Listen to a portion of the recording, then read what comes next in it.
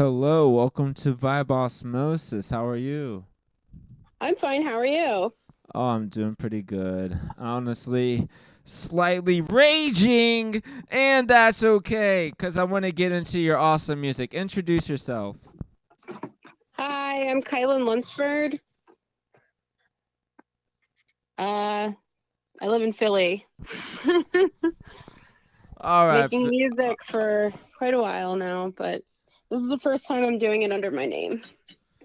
Okay, so all right. One of the things that I listen to mainly that I can attest to, well, besides your Red Fred thing, was the Custodians of Human Succession. And hmm I want to throw out that one out there for listeners, who definitely don't know you, don't know anything about your music. So, kind of like break into what you record with, and what inspires you, and that good stuff. yeah, sure. We record on mainly on just like a computer with Reaper at home. I did a lot of that album like at my house. Um, well, I guess two different houses because I had moved. It was I was working on it for a few years with my friend Don. Some of it was like uh, done through voice memo and then like cut apart. Um, and then it was mixed with my friend Alex kind of helped us with the mixing situation because it was kind of hard to mix it properly on our speakers, and uh, there was some issues with how we had initially recorded some of the tracks, and like noise um and different types of digital artifacts were showing up. So um but yeah, I mean, we use drum machine. We also use like live drums sometimes, like live percussion. Um, that like I would play over the drum machine. Just like different random like household items sometimes. I mean, generally they're things I've collected over the years. I have like a huge sort of like cache of weird uh things that I've just gotten from thrift stores and whatever. But it's mostly like, guitar, synth, keyboard, drum machine, and then like other random um, like just objects used to make sound. Um, but yeah, I as far as influences and things like that, and like what inspired me. I mean, I've been wanting to make an album on my own for a long time that kind of like bridged a lot of the different things that I've liked over the years, and various kinds of you know popular music, as far as like hip hop production, things, with specifically like Timbaland and Missy Elliott and that kind of production I really love. Yeah, Timbaland's one of the best.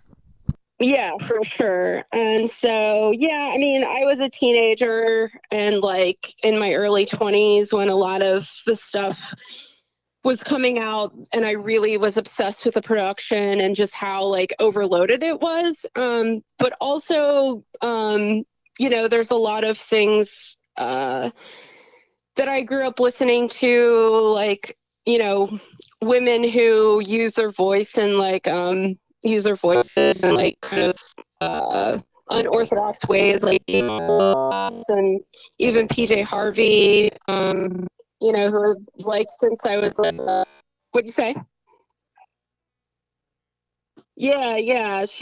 I got into her when I was like in seventh grade, and then I was just like super obsessed. And um, yeah, I love her voice. I love her lyrics, like everything. She's amazing. She's one of the best, I think, in my lifetime.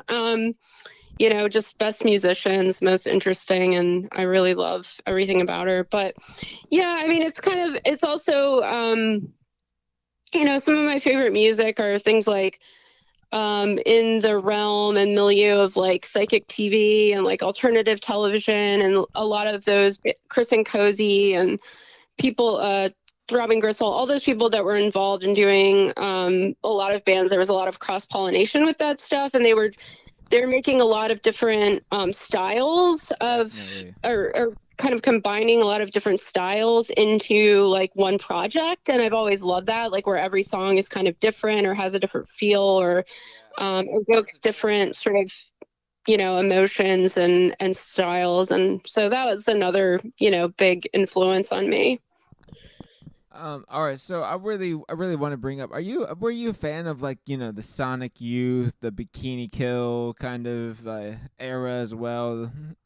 Hmm. All right. So I Yeah. I want to say like, and whenever I was listening to some of your music, I was kind of throwing in my own per se 2 senses, like what maybe influenced this kind of style, and one of the ones I really like always thought came back in full circle was Pink Floyd.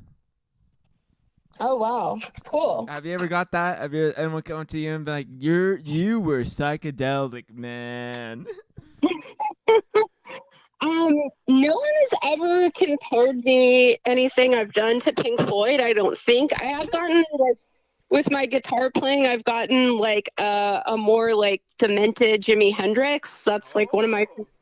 one of my friends in Detroit, Matt Smith, who recorded, was an early person, like champion of like the music I was doing when I started playing guitar, and he recorded my old band Little Claw. He's a really interesting person. He played with like Rodriguez, if you're familiar with Rodriguez, the Nice.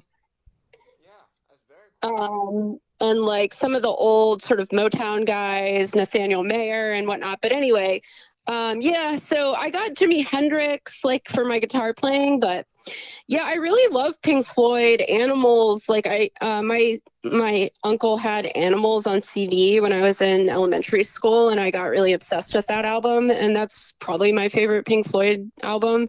I think it's really incredible. Like sonically, it's very like filmic, and it has like all these different sort of again, like it feels like there's a lot of different, it moves in and out of like themes. The songs are, that's the point. I think the songs have, it's all like a concept album, and I True. really like I really like that album a lot. I Uh, really I loved wanna it. I wanna shout out with your music. You have this new kind of press to vinyl thing that you're working on, right? Oh yeah, the lace cuts. Lace Yeah. cuts. Yes. Mhm. Yeah, Um. yeah, we're The, doing that live yeah. to So lace. go into that on what like what that show was, and what you're putting out there. Yeah, so it's this group in New York, these people. I'm not sure exactly the origins of it or how long it's been around. I can't really remember. I think it's like in the last maybe like 5 years or less, but it's just having bands like cut, like play a song, and they record it direct to the lathe cut, and people can pre-order their record, and then we record it for them. Basically, like they pick which song they want. We gave them like a list of songs that they can pick from, and then we put an extra choice, which is, I don't know if anyone else has done this before, but we asked them if we could do it, and they said yes. We let people pick a secret sort of like unreleased track. So not a track from Custodians of Human Succession, a track that's new or something that we come up with, and record for the person, that won't ever be released anywhere else. Yes, I vinyl mean, only. each of these are one of a kind. So these versions are their own unique version that this person will only hear. No one else will. So it's kind of interesting. You got that, fans, you vinyl listeners. This is actually more than an original pressing. It's a rare limited edition run. Yep. Yep. And I plan to, I mean, depending on how many we sell, which I don't think, it's a little expensive. I think it's like $25, but I was going to make handmade covers too. That was like my other plan. I think it's actually very, very well priced, especially for records. And I think like if you don't know, more people are buying records than they are buying CDs, and that kind of Mhm. speaks for itself because, they're willing to maybe go the extra mile to have like that good physical copy that they can listen and appreciate. And it leads me to my next question. Like, are you a vinyl collector, listener, player yourself? Yeah, I am. I don't know if I call myself a collector. I just I started buying vinyl initially when I was like in middle school, maybe like late elementary school, because I would go to thrift stores a lot with my parents, and it was just the cheapest way. That and like used cassettes, it's like the cheapest way to like maximize your money and get as much music as you can. So that's kind of uh, reversed itself, and they're way more expensive now than buying things on CD or whatever. But yeah, I've been buying records for a long time, and I have a lot of records. I went through a period where I worked for a collector, an actual collector that collected like rare psych records in Detroit, and through that was able to get a lot of kind of rare records that were like really rare records that were like kind of beat up or the covers were messed up. So I got them for cheap. And plus, he was like, I was working for him, and that was kind of part of my payment. But, I think when I was doing that, I kind of got more into maybe for like a period of time, got more into the like, oh, wow, this is like in this book, or this is really rare, or like reading about like obscure vinyl. But more so for me, it's like about finding that, like, getting that hit, like the like a hit of like drugs or something, where it's like finding that really amazing track, or finding that really like that thing that's going to blow your mind. Like that's always kind of been like, searching for that next high or something since I And was a kid, just there trying to find something that's really going to speak to me. and records, and whenever you're doing mystery boxes and like taking the dive on the cheap ones, you really don't know what you'll find. And Yeah. I want to get into my next one, Yep. astrological sign. Okay. Well, I'm a Libra. Do you think that you identify or feel like you're Libra? Do you follow it or read much into it? I don't actually, but like one of my friends a long time ago got me a refrigerator magnet that's like a Libra refrigerator magnet. They have all the different signs. And then it has like a little woman, it has like a woman and cartoon, and then it just has like words that are supposedly like kind of like attributes of Libras. And I think it was pretty accurate, honestly, for me. But yeah, it was like, artsy, like into like being really extravagant, like spending money, like so those things are pretty accurate for me. As I say, nothing ever comes easy and nothing is ever cheap, especially whenever Right. you want it to be nice. And this goes into my next question, your favorite color. Oh, my wait, what? My favorite what? Oh, color. Oh, green. What would be your favorite movie? Just right off the top of my head, it's really hard, but I'm just gonna say the first thing that comes to my mind, Swept Away, the original one, Italian, Lino Miller, 70s. That's one of my Definitely a favorite hit. movies. And that might be an extravagant selection on your taste then. All right, and Well, I want to get onto your music before it gets too crazy. okay. Yeah. So whenever you're recording, are you focused on one instrument at a time, or are you writing down like a series of lyrics and poems, and you're singing them, and you're finding your melody, and then you're adding music? How does it work for you? Yeah, I mean, a lot of times, like for instance, the other day I was driving. I had to drive a lot last week, and because we were playing, or no, it was a week before last, maybe. But anyway, I've been driving a lot recently, playing shows in New York, and then I'm working in North Jersey, and we live in Philly, so it's kind of like, it's like 2 hours commute, and so doing a lot of driving, it's like I will come up with things as I'm driving a lot of the time, and like do like a voice memo of it. Sorry. I'll do a voice memo of it, and then I kind of like, so I come up with like a melody, and then it's like, I'll have like sometimes a refrain or some lyrics that I've just like have come to me from wherever, like something inspired me that I saw or heard or read, and then I'll just I'll start like riffing on it, and like all, and the things that I say generally won't all like end up in the song because it's like I'm just kind of coming up with shit off the top of my head, and then I'll go in and kind of like refine it and rewrite parts of it. But yeah, so that's a lot of time, or not a lot of times, but that's one like way that I work, doing that, and then like kind of I'll share that with my friend Don, Okay. and then we'll kind of go like, okay, and then I'll be like, well, what if it like did this thing where it's like kind of like whatever, a percussion, like some percussion kind of like this, and then I'll like something will come to my head like a kind of sound that I've heard before, maybe in something else, or else I'll sort of like beatbox it. Like I do a lot of like that kind of stuff, like beatboxing things and making sounds with my mouth, because usually we're talking over the phone, or I'm making a voice memo to him, and or sending him like a voice memo through text or whatever.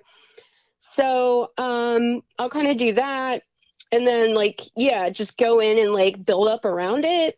Or then sometimes it's like we'll just be like messing around with the actual instruments, and like sitting down and with a computer, and then like coming up with something just like around like, oh, I like this like drum machine like sound, and I like this like beat or whatever, or I want to do something kind of like this, and I'll share like a song with him, like I want to do something like with this kind of like guitar sort of like vibe or something like that. I don't know. It's all, there's lots of different ways I approach it. So the sound's probably kind of all over the place and vague, but it just depends, because I don't really have like one specific way I work. I have like a lot of different things that sort of inspire me, or like something will pop in my head based on a sound or based on a certain, piece of lyric or a certain melody or whatever, and then I'll kind of work through it from different angles. So it's all kind of like, to me, it's like a puzzle, and just like kind of like collaging things together and like seeing what fits and how it fits together. Um, Is this also a reason why you have your music kind of split up as far as like where the releases are and how it's done? um, oh, what do you mean by split up? Like yeah, like some of them are done under your name, but it's also underneath different kinds of people that you're working with to have that release out. Do you Oh, kind of prefer you know what I mean, like having that work kind of in some ways tied to you, but also like collaborative, you know what I mean, for projects or hmm. yeah. Oh yeah, sure. So yeah, I mean, with the things I had done in the past, like they were more like actual bands where it was like, occasionally like I did do songs where it was just like I recorded everything. I like multi-tracked it or whatever, like either 4-track or did it on the computer or a combination of both. Like I did stuff like that with Little Claw. I did stuff like that with, maybe not so much with Taiwan Housing Project. With Taiwan Housing Project, my friend Mark and I, who like started it, started off kind of doing things in this way that I'm talking about. But it was usually like we just got together, sat down at the computer, and started like coming up with stuff. And I would come up with lyrics, and I would come up with them with melodies and things like that. And then we'd both kind of like play instruments and over top of it, or like, or we'd start playing instruments, and then I'd come up with a melody, like lyric melody and stuff like that, vocal melody. like over it. And that's kind of how Taiwan Housing Project started. Little Claw started more like, I guess that was collaborative between like my friend Heath and I. That was my band before Taiwan Housing Project, like in the early 2000s. But we instantly we were kind of like, we need a drummer. And then it was more of a band. It was like we got together, we would have band practice, we would write songs together or whatever, or I would write songs at my house and then bring them to practice, and then we just kind of jam on it. I guess as time went on, there were some of us kind of like were living in different places. So I started to work, still use the Little Claw name, but sometimes I would just like record the stuff all myself for some songs. But this, I guess I was unsure about using my name, and I was convinced by some of my other friends and musicians that like it was probably the best idea to just like keep it under my name because it wasn't like a band.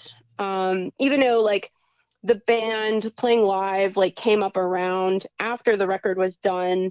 They convinced me, the people I'm playing with, my friend Sean, he convinced me to like play it live and like kind of for them that they wanted to actually learn the songs, which I was like surprised about, because I'm like, the idea of people wanting to learn songs that they have like absolutely zero hand in like recording or conceiving is kind of like interesting to me, because I can't imagine doing it. Like I can't imagine playing other people's music. I just am like want to play my own songs, but I really like am, very grateful that they were interested in doing that. But yeah, I mean, so sorry, I'm kind of like going the long way around the hen house or whatever, but like um this stuff that I'm doing right now is like Don is kind of like my friend, and he's like in the background. He's like kind of like my producer, I guess you would say. Like if we were going to make this like analogous to some sort of like,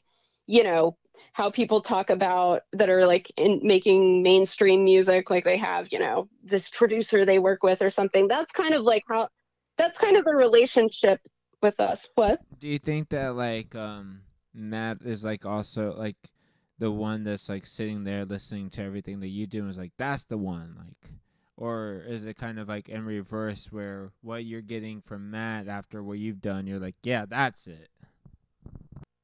Yeah. I mean, like, yeah, I mean, we sit down and we really like hone in on stuff, and I'll be like, you know, sometimes he'll like uh, change something, and I'll be like, no, it needs to be more like it's like, and then I again beatboxing or going like dun dun dun dun dun dun, dun or whatever, and then kind of like between the two of us, a lot of times we'll be like, okay, that's it, or I'll be like, he'll change something and I won't like it, and I'll be like, no, why did you change it? I want it to be like this. So it just depends, but it's pretty collaborative, and like, but at the end of the day, like it's like I'm the last word. So Here's a funny question. What color are your dreams? oh wow. Oh man, it depends, but I would say like sort of like twilight color, like bluish, purple, like sort of like that feeling. Because in my dreams, like whenever I remember my dreams and I'm trying to do something in my dreams, it always feels like my eyes are half closed, like even in my dream. Like I'm trying to open my eyes wider and I'm trying to like see more, but it's like there's this grayish, bluish, sort of purple, just like haze on everything, and I can't fully open my eyes, and I can't fully like, you know, do the thing or like follow through with something that I'm trying to do, and it's very frustrating usually. I have a lot of anxiety dreams, so it's probably why. Here's my essential question. What did you think whenever you heard the name Spirit Navigators? Oh, um, well, I guess like actually it's kind of funny because recently I was talking to my friend, about sort of like ketamine guided therapy and like psilocybin guided therapy. So I guess I was thinking, I think that was like the first thing that came to mind was like that could be a name for something like that. Uh, yeah, I did some of that. Like,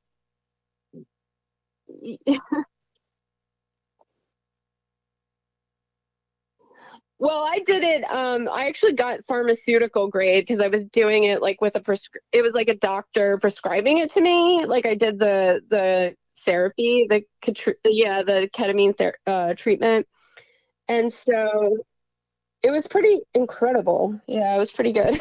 My sister actually, she got it from their own thing, and then also they tried getting the shroom treatment where they just like send like dose like microdose you like through the mail. They just send it in the Oh, mail for your wow. thing, and then eventually like your treatment's up, and then you'd have to like, go back to your doctor and see if like you're good to continue or what, or like what the results are and stuff. But I guess they also is kind of like one of those, you go to a spot and you get to be in like in your relaxed like state and do like kind of like what fits for you and your own vibe. So it's like really like for you trip. Oh Oh, no. wow. Yeah, I would like to try it myself. My sister Braylee, who lives out in Colorado, who also, she lived out in Philly, who was a person whenever I was living in Seattle, I first moved back to the east side. I moved to Philly first. And Oh, okay. and it's funny that you mentioned Detroit because I also did my time in Detroit is how I'd say it, because I wouldn't say I enjoyed it. Well, I lived in Seattle too, Oh, actually. oh, well, that's really interesting. So I was in downtown near basically. All right, so I eventually moved to Bellevue, but for the longest time I was living right downtown, like basically by the public market, like for for Mm-hmm. for music, and Oh, I nice. I remember like essentially, my go to spot was Black Cat until COVID shut it down. What time period were you out there? So I moved out there when I graduated from high school, like Word. 2000. Okay, very nice. I bet So that a was a long time very ago. solid time, and probably like really good bands were going out. Yeah, yeah. I mean, there was a lot of music going on there, and it was very cheap to live there at the time, Yeah, it which got was nice. crazy. And yeah, I mean, it was a decent place to live. I actually had to get a fake ID because moving from I was from coming from Virginia, which is where I grew up from like third grade to 12th grade. But Word. going to like that going to shows in like DC and around that area, like everything was always all ages, but in Seattle it was way more of like a bar scene. Yeah. So I had to get a fake ID pretty quickly so that I could get into things, because it was very frustrating, Did trying to you? sneak in and all that. Yeah, I was to say, did you ever make it down to where Kurt Cobain used to live on East Blaine and all that shit? I didn't. He lived on Bainbridge Island. Is that where it was? I can't remember Yeah, anymore. they call that beach Denny Blaine now. At least I know that they back then maybe were very specific, but I was on this honestly just wanted to shout it out. Um, Also, if an alien would approach you right now, what would be the first thing that you'd say to it? Oh, wow. Do you have health care there? That's a really good point. Do you And have universal health care? and also, did you ever live in a van or nah? In a van? Yeah. I mean, only like, I For mean, tour? only like while on tour and things like that. I, What was the best place that you went to while being in the van living with the crew then? oh, wow. I'd have to say, Mexico, like Monterey, and Ciudad Victoria, and yeah. Mexico City. Yeah, we did a few trips to Mexico, and those were really incredible times. With this band Los La Mirada that are from Monterey. Yeah, I really, really had some amazing times, crazy times, amazing times, like beautiful, just a beautiful place. I would say And just I amazing wasn't. food. I'd hit Baja, California before COVID, and I would say like they had no problems letting Americans come in and out, and that's like one of the craziest things that I feel like was about that experience was like the like my own like expectations of what it was like to actually cross the border. Hmm. Yeah, yeah, we had a pretty crazy situation like one of the times that we went through. This was like in 2006 or so.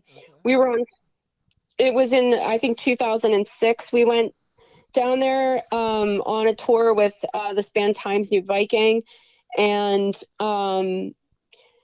a friend of ours, actually the label Silt Breeze, it was like one of my friend Tom's good friends. He was driving the van, and they told us we couldn't pass through. They said I don't remember what it was we didn't have. I think it might have been like a work permit they expected or something because we had like band equipment in a van. They weren't going to let us through. So he asked, oh, well, okay. They're like, you're going to have to turn around and go back through and go back to America. So he was like, oh, can I turn around up there? And they were like, oh, yeah, okay. So he goes to through the border, through the whatever, the border pass, like guards and stuff. And he goes like he's turning around and he keeps looking behind him, and we're like, what the fuck is he doing? And then he just floors it and like keeps going. And because there was only like a one guy there, or maybe two, and they had started like talking to the next car, and they like weren't even paying attention. I was like, they're definitely coming after us and we're gonna get killed. But we went through and we were on our way and we played the show and everything was fine. It was pretty crazy though. It could have turned out a lot worse. I mean, they probably would have just like stopped your car and said, "Niggas, you better turn back now. Yeah, You don't cross the line. I gave you an inch, you took a mile." All right. Here's a really good, funny question. So, out of your favorite streaming shows right now, which one most likely resembles your life right now? Oh shit.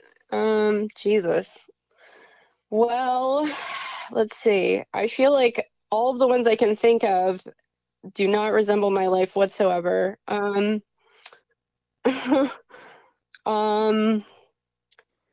well, yeah, I don't know. I'm going through the ones we've watched recently, and I'm like, yeah, I All right. don't So, know. so shout out There's like this shout one, out the what you've English we're watched. watching. Sorry, what? Shout out what you've watched lately, then.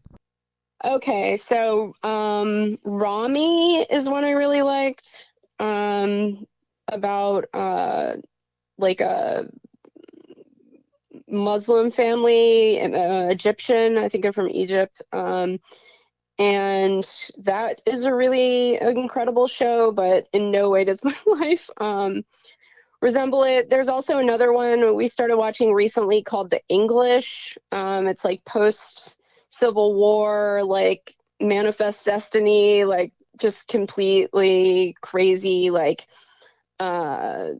people killing each other, stealing money, like just these renegade, like, Confederate soldiers, like kind of ravaging, like raping and pillaging kind of vibe.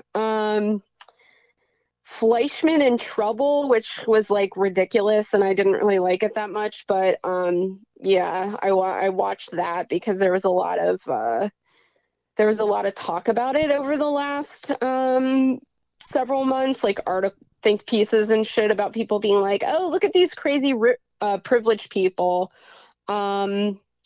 The Bear, which was about I guess that one actually, The Bear might be one that I said to my, so it's about this, like, really, really, really talented, whatever they call them, like insane chef, like this, this really extravagant chef that goes back to work for his he's just like a working class guy that goes back to run his family's sandwich shop in Chicago. And after working in restaurants and kitchens, like, I think anyone who's done that, like, it's there's definitely like a lot of PTSD from like doing those kind of jobs. They're just like very high paced. People are, get really short and pissed off at each other, or, like, screaming at each other. It's like pretty toxic usually. And so I related to a lot of that behavior and like those kind of interpersonal like interactions in that show. So maybe that one would be the one I relate to the most. But yeah, there's a lot of like Crime of the Century was another one I watched recently, and the one about Bernie Madoff, which just like those just make me really angry, because it's just like, these like crazy like financialized capital, like total psychopath people, basically like high-end drug dealers. And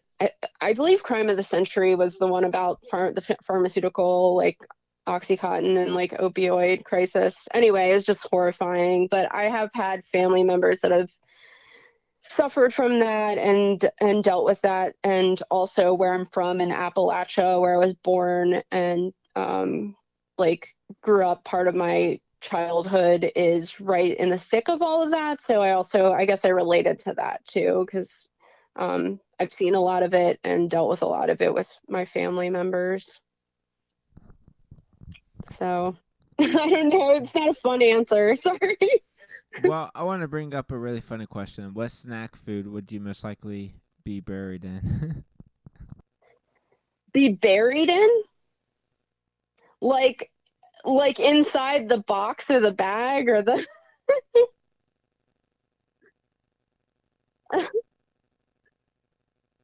um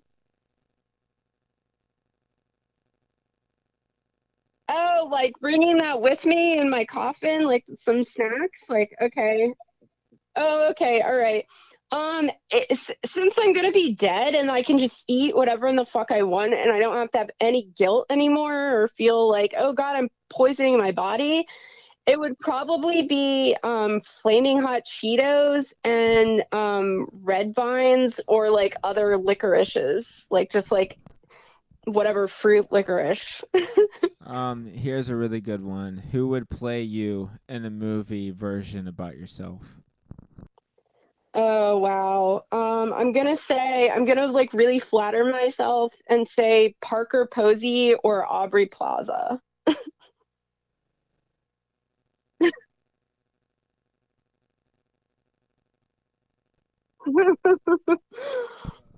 So I want to get into like, all right, we'll go back to your music actually. So what's your favorite instrument?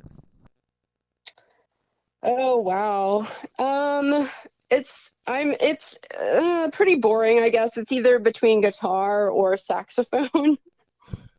And have I, you learned the sax? Have you learned the guitar? Are you a freebaser? yeah, I mean, I don't play either of them properly or in any with any kind of like, musical orthodoxy, but yeah, I can play both. And if you're a president right now, what would you make legal first? Oh, legal? Um, well, I think, can I say that I would give everyone that we'd have like socialized healthcare, that I'd I make socialized healthcare I legal. completely agree with you on this one because I'm like, it's just insane that like we are not on this level and that we have to struggle to even have like, I don't know, right to use like everybody use the bathroom wherever you want to go. There's just so many problems. I don't know. Yeah. So here's a really stupid question. What's the most embarrassing thing that you text to the wrong person? Oh God, my friend just did this recently, but I didn't. So let's see. For my answer, You could lie and tell them their terrible story. I won't judge.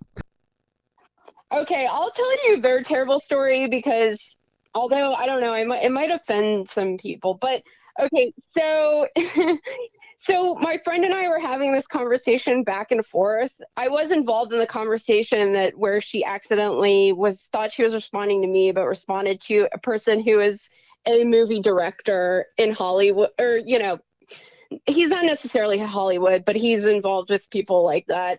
He's more independent, but anyway, she texted him something like, what is up with all these like blonde bitches, like all these boring blonde bitch actresses that look like they have like some sort of like disability, like mental disability, or oh God, I don't know, maybe you shouldn't put this in there, but anyway, she was just like complaining about like actresses that are really boring and they all look the same and they're all like these white blonde women that are like really famous right now, and like everyone's like fawning over them, and she was just like, I don't get it, like they're so boring and like just basic. And she texted it to the director, that director by accident, that she knows and is friends with. That is definitely a funny one. So here's a really curveball one. If you got locked up in a mall overnight by yourself, what would you do first? Oh my God, locked up in a mall. Wow, the first thing I think of is like Dawn of the Dead. I'm like, kill the zombies? Huh. I would probably go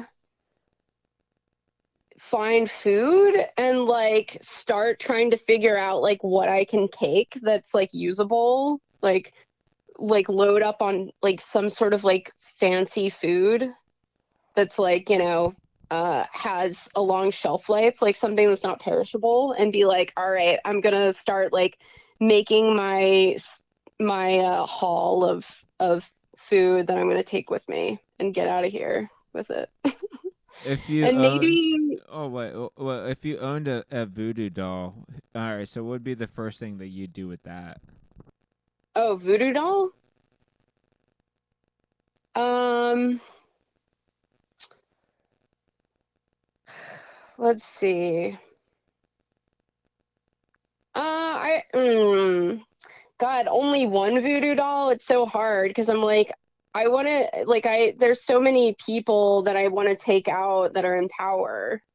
Um, so that would be hard. I'd really have to think about like a really strategic person that I could torture and try to like take out, that would like somehow, maybe it would be like someone like, I don't know if it even matters per se, because, but I'm like Joe Manchin, like I don't know, he's like the tiebreaker on a lot of things, like, but I don't know, I'm not a huge like electoral politics person, but I'm like, would it be helpful to take him out? Like maybe, but then it's like, if I could take out more people, it would be, I think I would take out like most of the Supreme Court, but there's a lot of people that need to go. It's very difficult. Like it's not going to matter if I take out like a Jeff Bezos or like a Elon Musk. Like someone else will just step into that role. But that's almost like what any situation is. It's like, oh, is there just going to be one more like the same kind of person that's just going to step into this role? But anyway,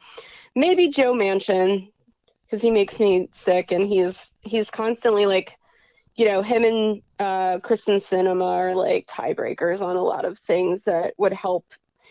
For instance, like raising the minimum wage to like $15. I mean, the thing is, at the end of the day, it's not on all on them, because if Joe Biden and like Kamala Harris and like the Democrats in power really wanted to like push this stuff through, they have other ways they could do it. So I don't know. That's my answer. Are you a fan of eggs? No, I'm allergic to eggs, but I mean, I do like them. I used to really love soft, like I call them dipping eggs, but they're like sunny side up eggs, but I can't really eat them anymore because I'm really allergic to eggs, so it's sad, but yeah. I want to bring up a really funny question. If you were going to change up your name and have like a DJ name, what was going to be your DJ name? Well, I actually used to, yeah, I do have a DJ name, and it was a project name that I had for a while, and I almost went back to it again for this like album, but Is it out that's, there? yeah, it's called Luxury Prevention, DJ Luxury Prevention. What'd you say? Well, I mean, it was just like DJing at bars. I don't have like, no, mm-mm. It was just like live, like vinyl, yeah, kind of stuff. All right, yeah, I want to get into. So, what do you prefer to work with to record your music? Do you record your own music? And what DAW, you know?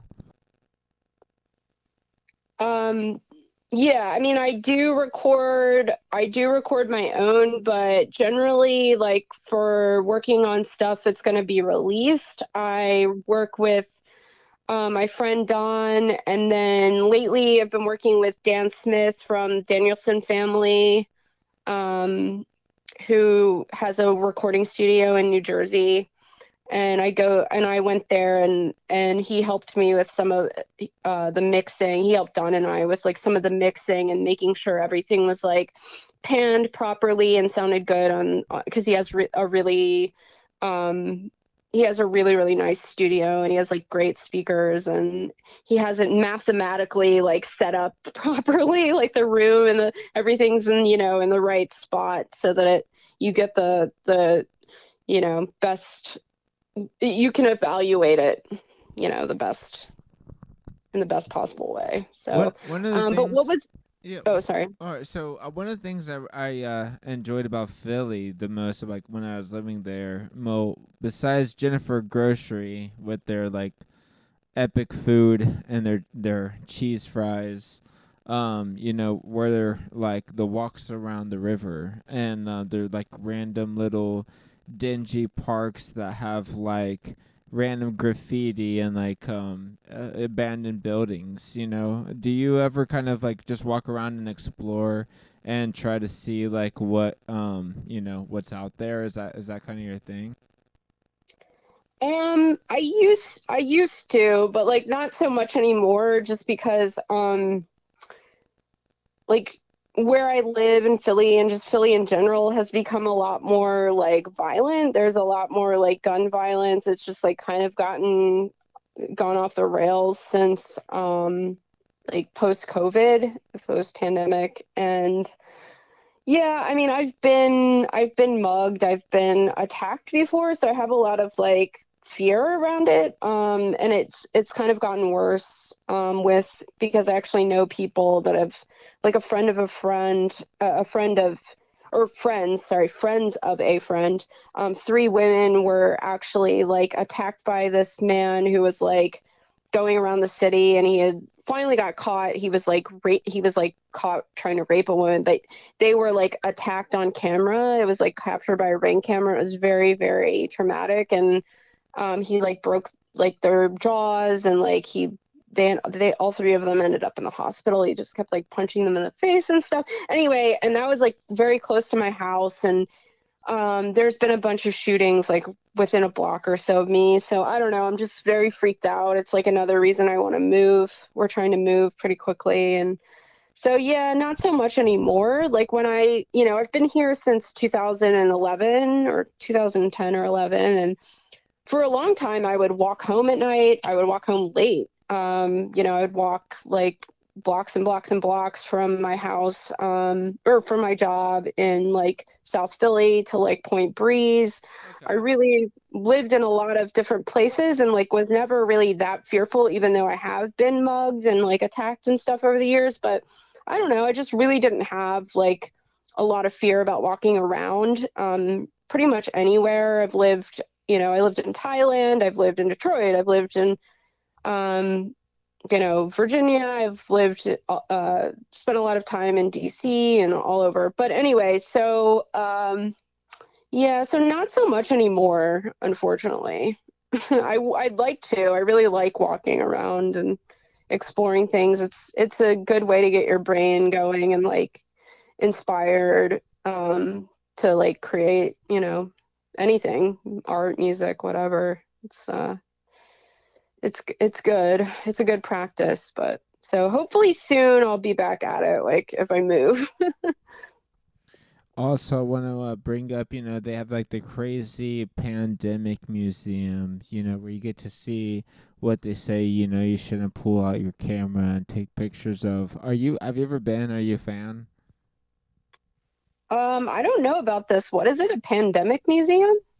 Oh yeah, like it shows you the bigger part of Albert Einstein's brain, and it's one of the essential. I feel like if you don't know about it, you gotta go thing in Philly.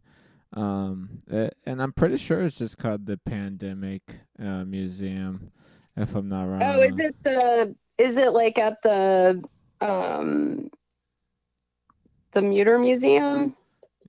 Like that You might be um right on this one. it's like the museum that you can see like all kinds of like sort of medical oddities and things like that. You never been?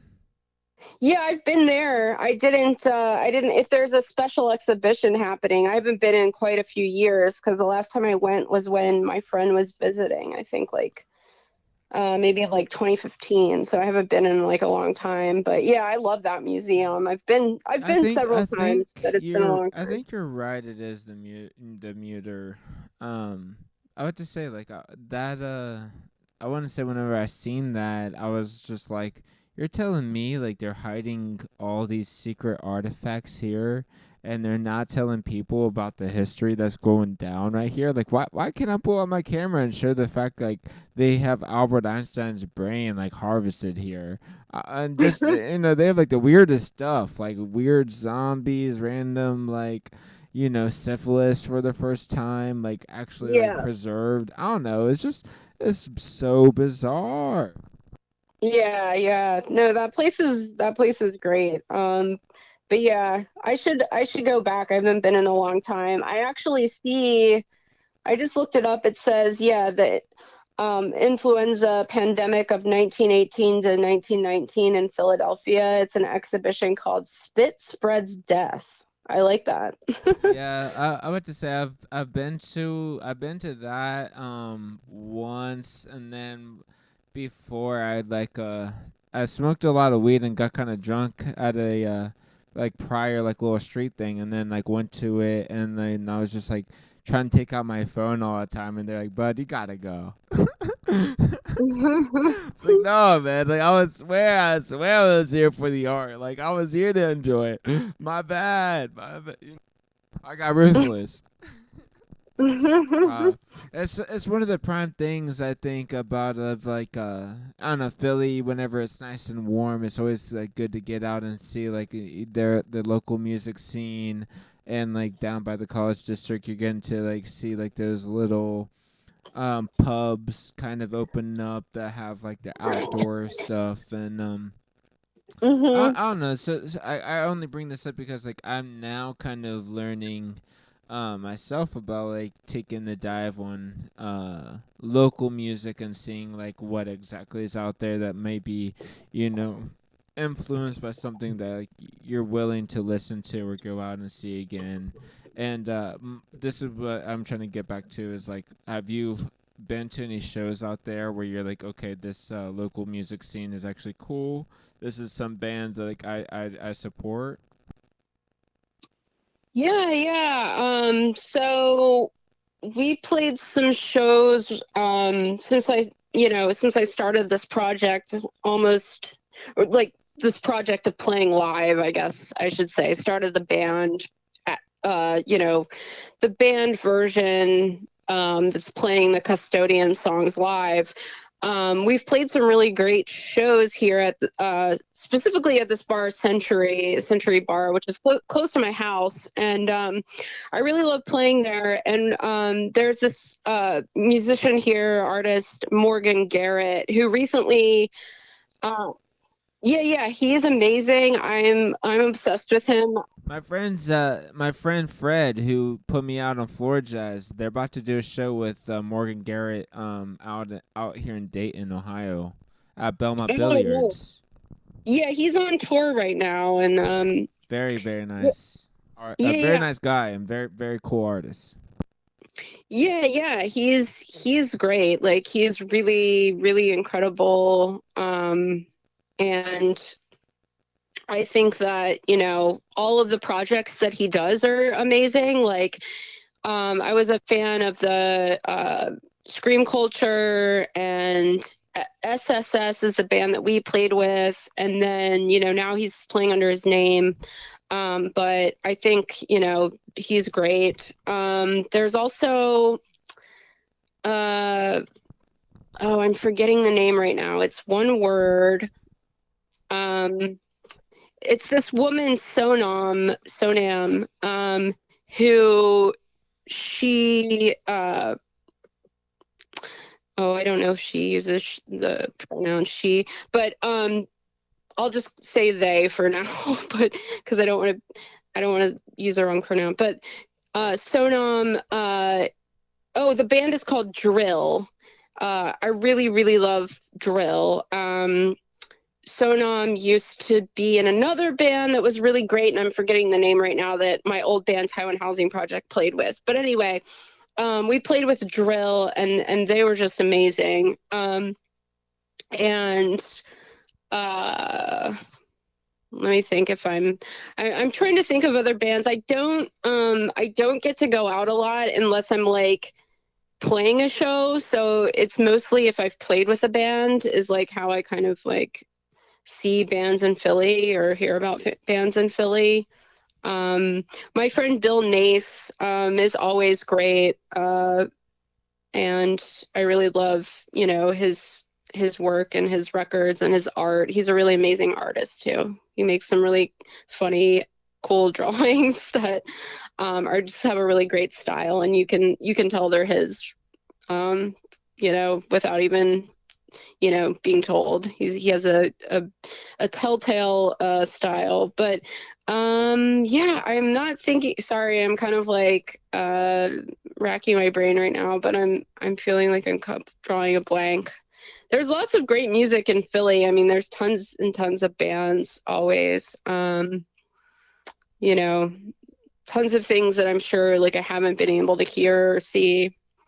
Um, but yeah, Morgan Garrett, I think, played at this festival. I didn't get to see him at the festival, but our friends Buck Gooder played at that festival, and it was like a two-piece fest, I think is what it's called, and it was a bunch of like different people, two pieces playing, and it was like tons of bands, and that was really cool. There's a bunch of interesting acts, and like everyone was kind of doing something different, which I always like. I kind of get bored. I don't like bills where every band is kind of like an imitation of like the headliner or something. Um, oh, I'm forgetting. Well, this band doesn't even need to be mentioned. They're like legends at this point, but Piss Jeans is another like amazing Philly band that the last time I saw them and we played with them is one of the best sets of theirs I'd ever seen. It was just like so insane. Their new songs are incredible, and I really love them. It's always such a fun time, and I um, I definitely want to mention the stuff that comes out on Orange Milk always surprises me myself, and mhm. I definitely want to shout out, like, they put on different kinds of like indie, noisier, like, noisier kind of bands, and then also, like your mystery bag of like, okay, this could be something that you're actually interested to if you take the dive and listen to music maybe that you're always like stuck in your box or something. Like, I always definitely recommend stuff from Orange Milk. myself. And it kind of, Mhm. I want to bring up the band Body Farm that I recently seen that came out to Blind Rage. They put on a really cool show with bands that were from, the Columbus scene, and also just that were touring acts, and like I know it's something about Philly too, and also of course like the New York, New Jersey kind of like a circuit, you know what I mean? You never know who's gonna come through and like set up something at like a place that like you actually are familiar with, or you go to, even if like maybe a bad band is playing. Mhm. And I wanted to bring this one right back to with your own music. Are you kind of looking to have themes in your songs, or do the themes come naturally? Um, I mean, I think that they just are sort of born out of like things I'm interested in or things that kind of like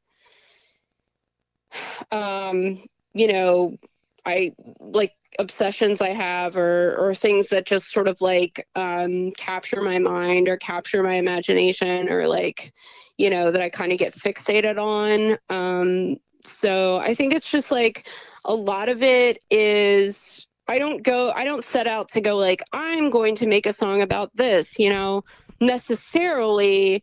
Um, but I do like come up with ideas and like themes and things, and I'll write lists. Like I have tons and tons of lists about different, either a phrase I really liked or a phrase that I find interesting or strange, or like a theme or like something that's kind of based around um a topic or an idea that I'm interested in. So yeah, I guess like, I don't just like a lot of the times, or sometimes I just like start riffing on something and it's not like I'm specifically going like, I'm going to make a song about this. It's just like I'm frustrated with something or I'm thinking about something, and then I'll just start like riffing on it, and I'll start recording myself like singing about it or like kind of speaking and like doing like a kind of spoken word thing. And then from there I'll like, write down like that as like a possibility for a song. And I just, if later on I keep thinking about it and think it has potential, then I'll come back to it. But sometimes like I have tons and tons of ideas that I like never use, or tons and tons of like themes and lists that like things on it don't ever get used. It's just like it's kind of hard to keep up with. I come up with so many things. It's like I couldn't make songs for all of it unless I was just like didn't have a job and was able to spend more time on all this stuff. But Here's yeah. my funny last question of the night. So thank you for joining Vibe Osmosis. You've been a true player. All right. So here's the question. All right. Okay. So if you were stranded on an island and you could bring one thing with you, what would you bring? Oh wow. Um. Oh, a boat. All right, cheater. All right, Nothing so would this survive. this one's more for you. What songs do you recommend to play after this? Oh wow, what songs do you recommend to play? Um, I would say, well, okay, I would say play the new Morgan Garrett tape. It's Extreme Fantasy, I believe. And I would say play the song Orchids by Psychic TV. It's one of my favorite songs ever. I would say listen to, oh, I forgot to mention a band in Philly, Soft Torture. I really love. Listen to them. Listen to, let me think. Dorothy, I Confess. That's one of my favorite songs ever. Um, and let me think.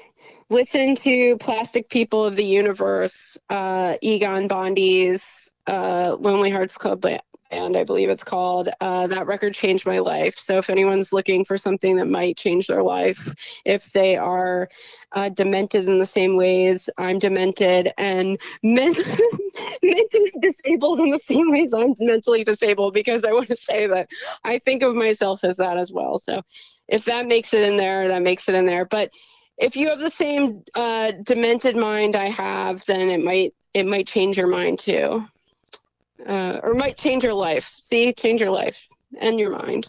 All right, so I really have to throw out there, if you're a fan of the Morgan G and the Orange Milk, they're putting out my friend's band, Elite Terror Modulus, Elite Terrorism Modulus. Oh, okay. Yeah, I've heard of that.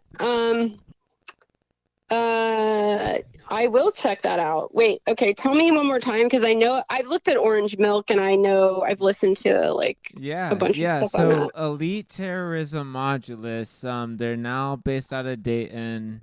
They're basically a bunch of live sound noise making cats that come together to put out a really good record. I got the record. I'm a big fan of it. That's why I'm like, okay, yeah, like I look forward to this show, and I really did see that Morgan Garrett was going on a really good tour, and supporting on some really good acts too. So it's like, big shout out on their part, for keeping to it. Yeah, that's awesome. Oh yeah, Yeah, all I right. So definitely yeah, will. Elite Terrorism Modulus. So I'm about to say, like, it is out there on the Orange Milk page, but like if you check out their page, they do have like a track, like a new music video that came out. It's pretty wicked. And also I want to actually, right before we go too, your thing for Red Fred Fest. Um Hmm. was that pre-planned, or was that like all original? What was the vibe on that? Yeah, that was all like original, stuff that I filmed, my friend Dawn filmed, and then various images that we came up with. And we wanted to make a video, and then we were working on it, and then Red Fred asked me about doing something for the festival. So I was trying really hard to get it finished for the festival, and I got it in basically like at midnight, the day that they had, the deadline. So um I yeah, it guess was. everybody was feeling the deadline. Yeah, it was a little rough, because like I've been I started this new job, and just with commuting and all of this, but I'm glad that you saw it and liked it. Like it was really awesome. You and a couple other people reached out to me, so I'm really glad that people that I got it in, and people were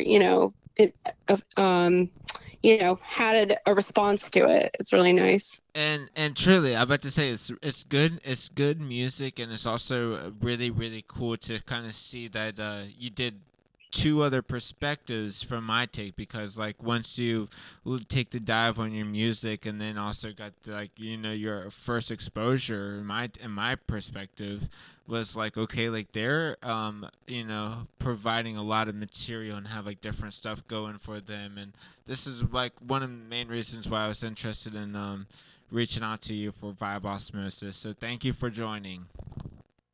Yeah, thank you so much for having me. It was really nice. It was fun. All right, it was fun, and all right, and I hope you have a good rest of your night. And any shout outs you want to bring up? Well, I'd like to shout out my friend Kembra Fowler, who's playing a show on Thursday at the Bowery Electric. I don't know if this is gonna like make it out there by then, but anyway. She's playing a really incredible show in New York, and I'd like to shout out Don Bruno, who is an incredible artist, and like say thank you to him for like being there, like always supporting me and like making my visions happen, because it really he really is like an integral part of what I'm doing, and I'm really grateful to him. And I'd like to shout out my band, which is like Thomas Stork, and Hunter Hartman and Sean Kilroy, and say thank you to them for like sticking with me and believing in what I'm doing enough to like play these songs every week and write new songs with me, and I'm really grateful to all the people who work with me.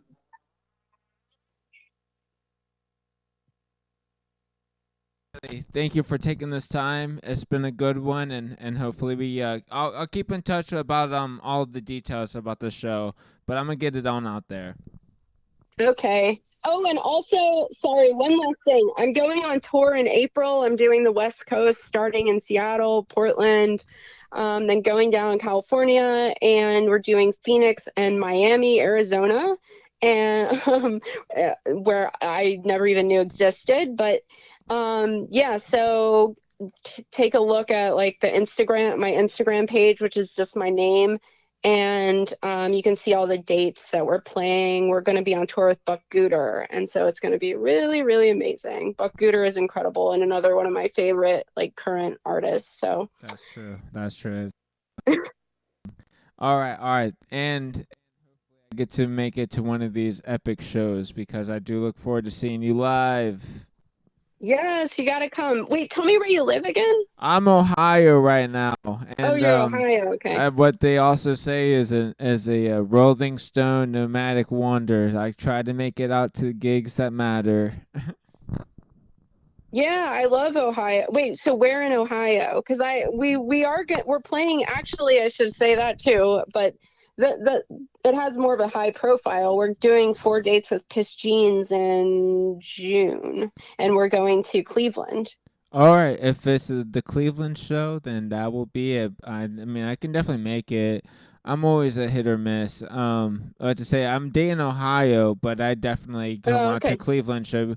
And if it's where you playing at in Cleveland? Grog Shop. Well, that is going to be legendary. Yeah. Welcome. Yeah, I love it. Yeah, I played there with Little Claw, which was many, many, many, many years ago. But um, yeah, I'm excited. This is very nice. This is a revival.